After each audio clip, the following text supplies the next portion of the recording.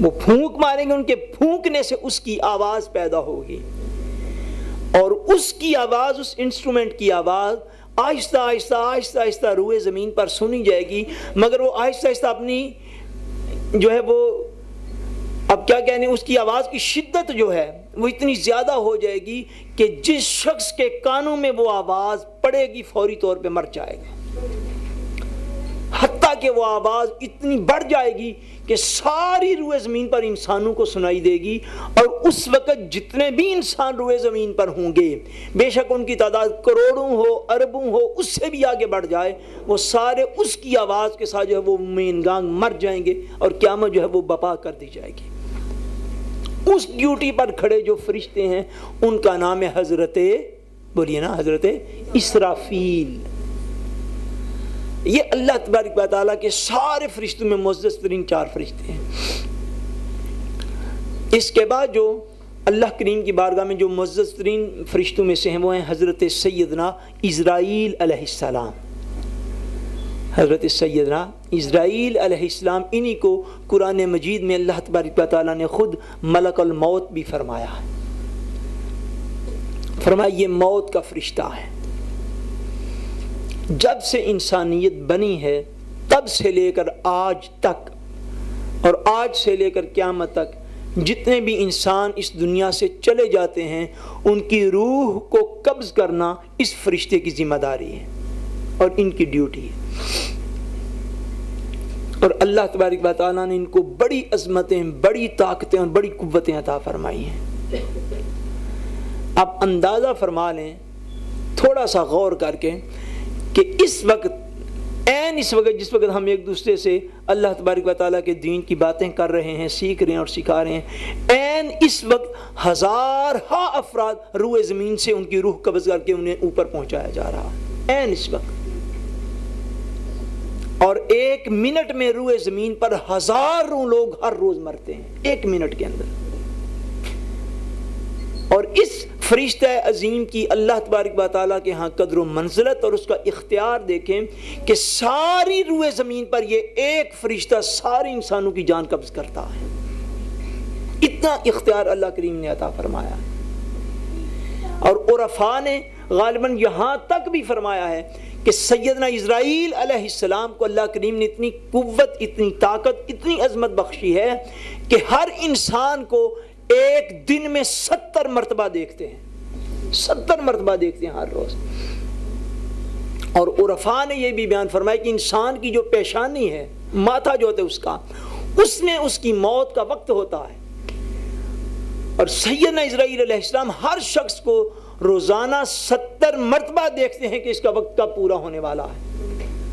اور جو ہی اس کا وقت پورا ہو جاتا ہے پھر وہ بے شک دریا میں ہو یا سمندر میں ہو، جہاز میں ہو یا گاڑی میں ہو، گھر میں ہو یا اپنے باڈی گارڈوں کے پہرے کے اندر کھڑا ہو، بے شک اس کے پہرے پر 1000 انسان کو متعین کر دیا جائے اور ساری جدید ساری چیزیں اس کے سامنے لا کے کھڑی کر دی جائیں اور اس کو محفوظ کرنے کی ساری بھی کوشش کر لی جائے، مگر جب اس کا وقت آ جاتا ہے سیدنا اسرائیل علیہ السلام اس کے آگے روح قبض فرما لیتے ہیں۔ اور اللہ کریم نے آپ کو اتنا اختیار عطا فرمایا، آپ ذرا توجہ سے سنیے، کہ ایک ہی وقت میں کافر بھی دنیا سے جاتا ہے، مومن بھی جاتا ہے،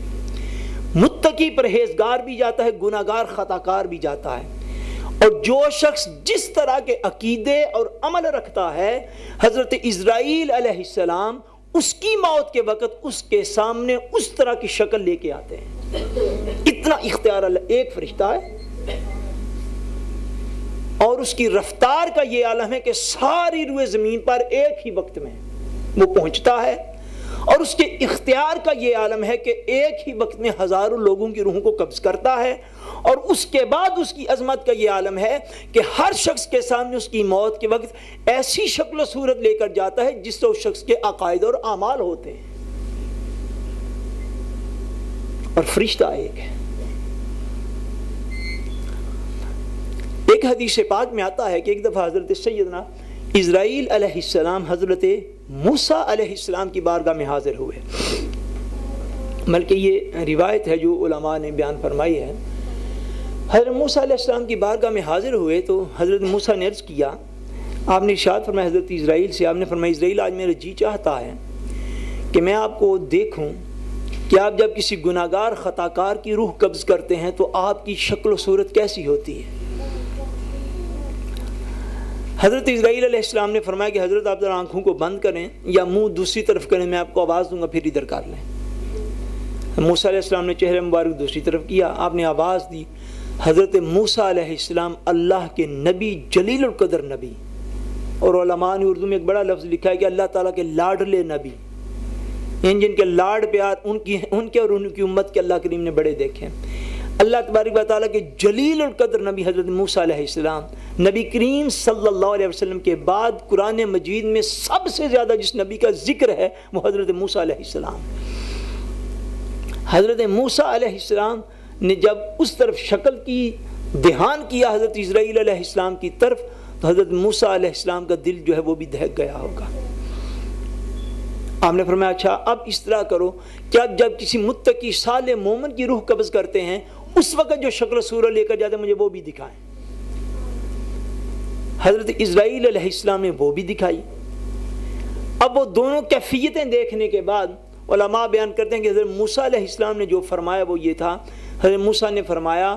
کہ میں یہ گمان کرتا ہوں کہ اگر کسی شخص کی موت کے وقت حضرت اسرائیل علیہ السلام ایسی شکل لے کر آ جائیں جو کہ گناہگار کی روح قبض کرنے کے وقت لے کے آتے ہیں، تو ہم نے فرمایا کہ اگر اس شخص کو روز محشر اور قبر کے اندر کوئی بھی عذاب نہ دیا جائے تو اس کے لیے اس شکل کو دیکھ لینے کافی عذاب ہوگا۔ اور فرمایا پھر جیسی متقی پرہیزگار کی روح قبض کرنے کے لیے جب تشریف لاتے ہیں تو وہ شکل مبارک ہوتی ہے۔ فرمایا اگر وہ شکل دیکھ لینے کے بعد اس کو قبر کے اندر کوئی راحت نہ دی جائے اور قیامت کے بعد اس کو کوئی جنت نہ دی جائے تو وہ خالی اس شکل کو یاد رکھ لے، وہ شکل ہی اجر میں اس کے لیے کافی ہو جائے گی۔ مگر یہ گناہگاری اور پرہیزگاری ملتی کہاں سے ہے؟ اس دنیا سے۔ اس لیے انسان کا وقت لمیٹڈ رکھا گیا ہے کہ یہ دنیا آزمائش گاہ ہے، آرام گاہ نہیں ہے۔ آپ پاکستان میں جائیں نا یا ایران وغیرہ میں جہاں پہ اردو یا فارسی پڑھی اور بولی جاتی ہے، جب قبرستان کسی سے گزریں گے ادھر لکھا ہوگا آرام، آخری آرام گاہ۔ انسان کی آخری آرام گاہ جو ہے وہ قبرستان ہے۔ دنیا یاد رکھ لیجئے گا آرام گاہ نہیں ہے، یہ آزمائش گاہ ہے۔ یہاں پہ امتحان ہو رہا ہے ہر شخص کا، اور وہ جو نیکوکاری یا گناہگاری ہے وہ اس دنیا سے ملتی ہے، وہ جو جنت اور دوزخ ہے وہ بھی یہاں سے خریدی جاتی ہے، دونوں چیزیں یہاں پہ دستیاب کر دی گئی اور انسان کو ولگ دے دی گئی ہے۔ وَهَدَيْنَاهُ النَّجْدَيْنِ، اللہ کریم نے فرمایا ہم نے انسان کے اوپر دونوں راستے واضح کر دیے ہیں، اس کو ہدایت دے دی ہے، چاہے تو ادھر جائے چاہے تو ادھر جائے۔ بہرحال اللہ تبارک و تعالیٰ کے فرشتوں میں اس کے بعد جو معزز فرشتے وہ حضرت میکائیل علیہ السلام ہیں، حضرت میکائیل علیہ السلام۔ اور حضرت میکائیل علیہ السلام اللہ تبارک و تعالیٰ کے وہ فرشتے ہیں کہ جن کا قرآن مجید میں اللہ تبارک و تعالیٰ نے بائی نیم ذکر فرمایا ہے۔ سورہ البقرہ کے اندر پہلے پارے کے اندر اللہ تبارک و تعالیٰ نے حضرت میکائیل علیہ السلام کا اور پلس حضرت جبریل امین علیہ السلام کا، ان دونوں کا ذکر فرمایا اور فرمایا من کان عدوا للہ و ملائکتہ و جبریل و میکالا، فرمایا جس نے دشمنی کی اللہ کے ساتھ، اس کے فرشتوں کے ساتھ، اور بالخصوص حضرت میکائیل اور حضرت جبریل کے ساتھ، وہ یاد رکھ لے کہ وہ کافر ہو جائے گا۔